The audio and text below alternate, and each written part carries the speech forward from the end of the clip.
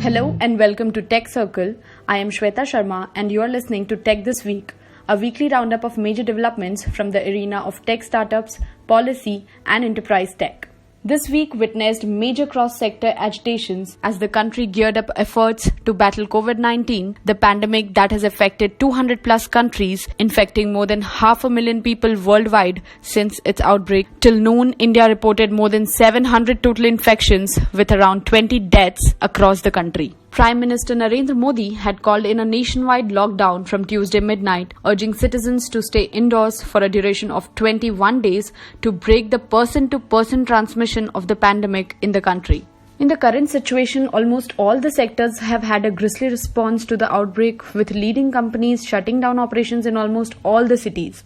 Amongst the severely hit is the mobility segment, which saw most of its operations shut down in several cities as the country pulled into a lockdown ahead of the Tuesday's announcement. This could be because of the nationwide adoption of work from home coupled with the government advisory of social distancing, which could have led to ride-hailing players like Ola and Uber suspending operations in more than 10 cities including Karnataka, Maharashtra, Gujarat, Rajasthan, Uttar Pradesh and Delhi NCR. While Uber has most of its operations in Delhi NCR and Bengaluru, Ola still continues to operate minimal services in all cities to support essential services, and the company is constantly sending out messages to its users to book rides only and only when it is absolutely necessary. Both the companies have withheld their shared ride facilities since the starting of this week. Online food delivery platforms like Zomato and Swiggy also have taken a backseat as most of the restaurants are shut. The delivery platforms have been ordered to shut down by Chennai's municipal corporation in an attempt to curb the spread of COVID-19 pandemic.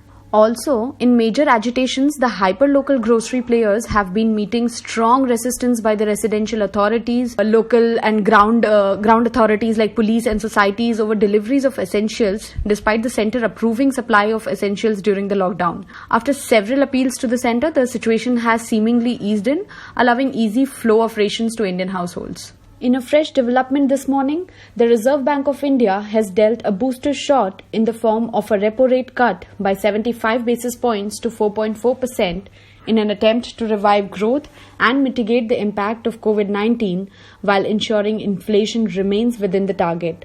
Lots of measures have been released by the RBI. There has been a cut in the cash reserve ratio by 100 bps to 3%. RBI Governor Shaktikanta Das announced liquidating Rs 3.74 lakh crores into the system to provide for the financial artillery against COVID-19. As a breather, the payment of EMIs have also been pushed back by the central bank, along with 3 months exemption on the repayment of loans, meaning banks and other lending institutions will allow a moratorium of 3 months on payment of installments as of March 1, 2020. Monetary Policy Committee refrained from giving out specific growth and inflation numbers, maybe because the situation is fast changing and outlook is extremely uncertain at the moment. And it is to be noted that this was the first time the MPC met outside its bi-monthly meeting calendar due to the crisis in the country.